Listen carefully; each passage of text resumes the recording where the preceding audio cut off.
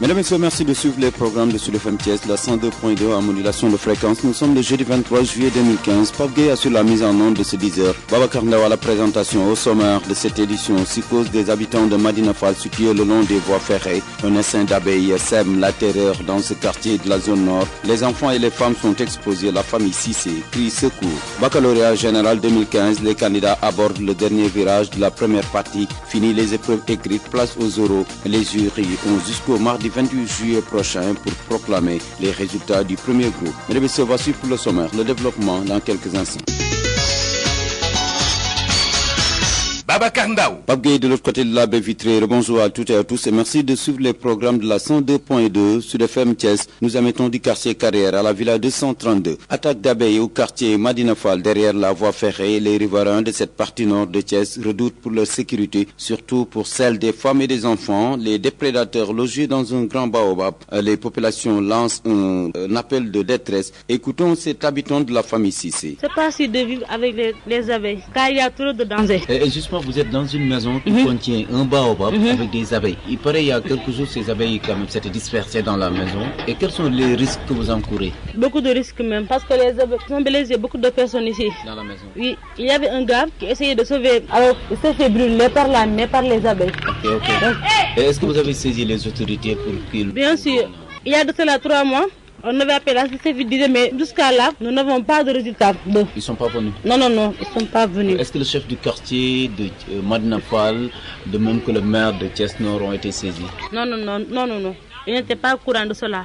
Mais j'espère qu'on va le mettre au courant, parce que c'est pas facile de vivre avec les abeilles dans une même maison. Quel est l'appel que vous faites à l'endroit des autorités? Qu'est-ce que vous leur dites? On va leur dire qu'on en a vraiment besoin de l'aide ici chez nous, parce que nous vivons dans une situation vraiment très grave, ou même grave. On ne peut rien faire contre les abeilles, mais nous lançons un appel à toute la communauté thiessoise, le maire, Lamine Dia et toutes les autorités de Medina Fall. Nous leur sollicitons de bien vouloir nous aider. Ce combat qui est trop lourd à nos épaules.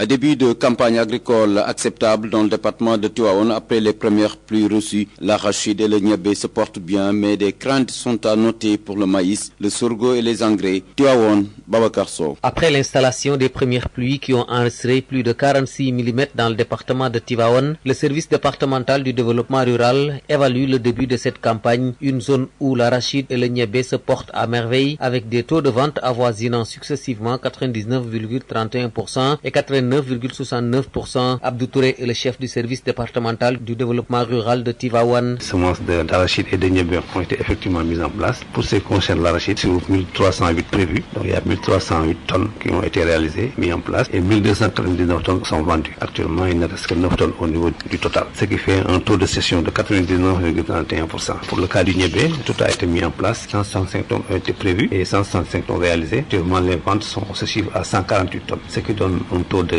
cession de vente de 89,69%. Selon Abdou Touré, des craintes sont notées cependant au niveau de la mise en place du maïs et du sorgho qui connaissent un retard et des engrais qui sont quasi inexistants. Il faut déplorer que pour ce qui concerne le maïs et le sorgho, les mises en place ne sont pas encore effectives. Mais également, surtout pour l'engrais, pour le moment, aucune mise en place n'est signalée, n'est observée pour l'engrais. À signaler aussi que pour le matériel agricole, les houes occidentales ont été mises en place la semaine dernière et que les semoirs ne sont pas encore disponibles. Babacar Sow, Tivaouane pour Sud FM. La première session des membres du réseau national d'échange sur les pesticides et partage du bilan export 2015 des produits horticoles. 115 000 tonnes de fruits et légumes ont été exportés par le Sénégal. Aucune destruction de produits venant du Sénégal n'a été notée. Ceci grâce à la qualité des produits phytosanitaires, selon Abdoulaye Ndiaye, chef de la division législation phytosanitaire et quarantaine à la direction de la protection des végétaux. Il répond aux questions de Pierre Claver Pouy. Beaucoup de choses à faire parce que c'est un secteur quand même assez difficile et il fallait donc tout réorganiser, essayer en tout cas de canaliser la vente et la distribution des pesticides, évidemment pour l'intérêt de notre agriculture parce qu'on doit aller véritablement vers cela. Et même assurer la sécurité sanitaire de nos consommateurs, avant même de parler du problème des exportations, parce qu'il s'agissait vraiment de cela. L'autre aspect était lié à l'évaluation du bilan de la campagne de contre-saison. Et là également, nous nous réjouissons évidemment des résultats obtenus en termes de volume de produits exportés sur le marché international et de conformité surtout de nos produits sur ce marché. Là, je vous dis que jusqu'à présent, en tout cas, pour cette campagne contre-saison, on n'a eu aucune destruction de produits venant du Sénégal sur le marché. Ça, cela montre effectivement le professionnalisme des acteurs. Et là également, il fallait partager des contraintes parce qu'il y en a eu. Du point de vue phytosanitaire, on s'est rendu compte qu'il y a quand même quelques problèmes qui ont même occasionné des baisses de volume d'export comme la tomate cerise au nord. En termes de volume, nous sommes aujourd'hui à pratiquement 75 000 tonnes de fruits et légumes exportés donc sur le marché international, ce qui est quand même intéressant. D'autant qu'on est juste en cours de campagne pour la mangue qui peut aller jusqu'au mois d'octobre. Je pense donc qu'on pourrait atteindre valablement le volume de l'année dernière, voire même le dépasser pour évidemment nous projeter vers les 157 000 tonnes 500 que se fixe en tout cas le gouvernement dans le cadre du PRACAS. Promotion des petites et moyennes entreprises, la région de Thiès offre des opportunités non négligeables. En atteste le nombre élevé de projets déjà déposés au niveau de l'antenne régionale FONGIP de Thiès. Une journée d'information vient de se tenir à l'hôtel de ville de Thiès. Mamadou Gueye fait partie de l'équipe FONGIP de Thiès. D'abord,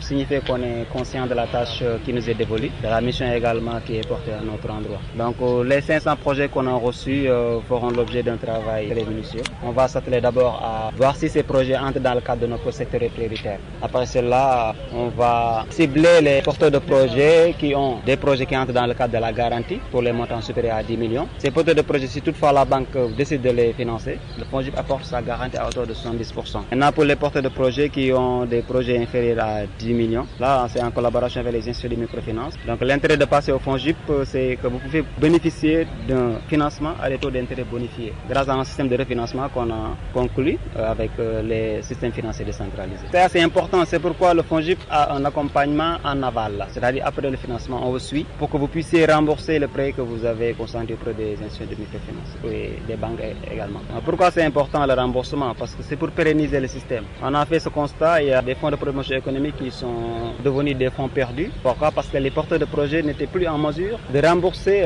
le financement qu'ils avaient contracté initialement. Donc nous formons les porteurs de projets pour leur faire conscience des risques qui sont encourus dans un projet, les risques qui peuvent être à l'origine du fait que le porteur de projet peut devenir insolvable au cours de ses activités. Donc c'est pourquoi nous nous appuyons beaucoup sur le fait que le porteur de projet doit être bien formé pour qu'il puisse bien porter son projet, avoir une activité qui génère de la richesse et pour en plus créer de l'emploi et en somme répondre à l'attente du financier qui est la banque ou l'institut de microfinance. En fait, c'est pas exclusivement pour les projets supérieurs à 10 millions. On a l'habitude de dire ça, c'est par habit de langage. Mais vous pouvez avoir un projet de 3 millions, 4, 5 millions et bénéficier de la garantie FONGIP. On a constaté que pour les projets de supérieurs à 10 millions, la garantie demandée était assez conséquente. Donc c'est pourquoi nous nous appuyons sur ce levier. Maintenant, vous pouvez avoir, comme je le dis tantôt, un projet de 3 millions, 2 millions et bénéficier de la garantie FONGIP. Tout dépend maintenant de l'institution financière que vous vous adressez. Si vous vous adressez à une banque partenaire du FONGIP, vous pouvez bénéficier de la garantie FONGIP si toutefois elle accepte de vous. 500 projets en une matinée,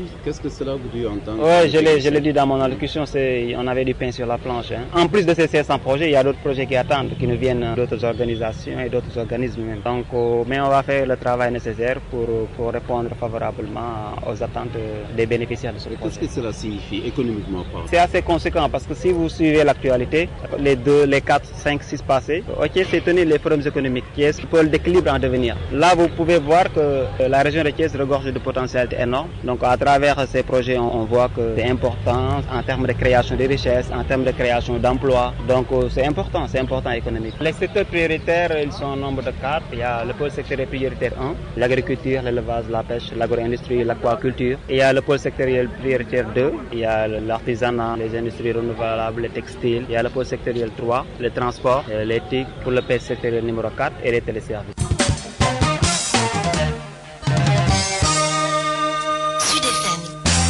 Mesdames et messieurs, dernière partie de ce 10h avec le baccalauréat régional 2015. Les candidats des séries littéraires ont épuisé hier les épreuves écrites. Les oraux de langue débutent ce matin au jury 830 du lycée El Hadj Malick Sy. L'heure est à l'enregistrement des notes et au travail de secrétariat. Mody Sow est le président du jury 830. Un jury qui est composé donc de deux sections, à savoir L'1 et L2. En L'1, nous avons 160 candidats et en L2, nous avons 204 candidats. Donc au total, c'est un jury qui comprend 404 candidats. Composé au centre lycée El Hadj Malick Sy. Voilà, composé donc au centre lycée El Hadj Malick Sy.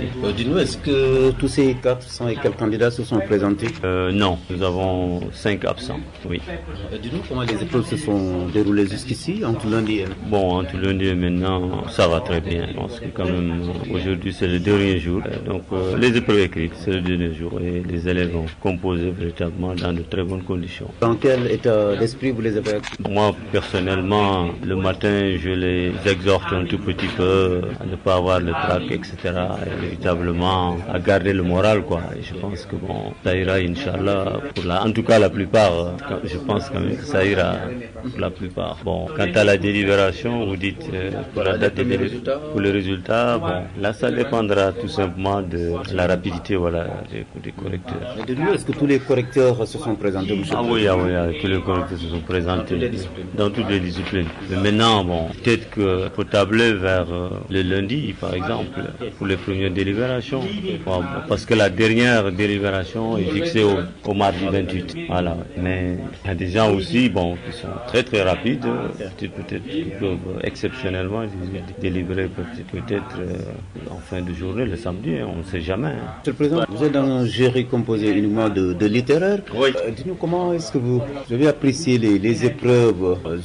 Bon, c'est un jury composé essentiellement de littéraires, mais nous, en tant que président du jury, on n'apprécie pas les épreuves. Hein. Nous, on ne fait que collecter les épreuves et les distribuer. Hein. Okay. Bon, peut-être maintenant, c'est les enseignants, les examinateurs qui peuvent apprécier. Dans quelles conditions vous avez travaillé jusqu'ici? Est-ce que toutes les conditions sont réunies? Je veux dire, au niveau du secrétaire. Voilà, oui, vraiment, ça va quand même dans l'ensemble. Vous n'avez pas connu de cas de fraude, de tricherie comme on l'entend ailleurs? Non. Babacar Ndaw. Mesdames et messieurs, ça n'est tout pour ce 10h. Merci de l'avoir suivi. Merci à Pape Gueye qui était de l'autre côté de la baie vitrée. Babacar Ndaw vous l'a présenté. Restez à l'écoute des programmes de la 102.2. Le Wolof, c'est à 16h.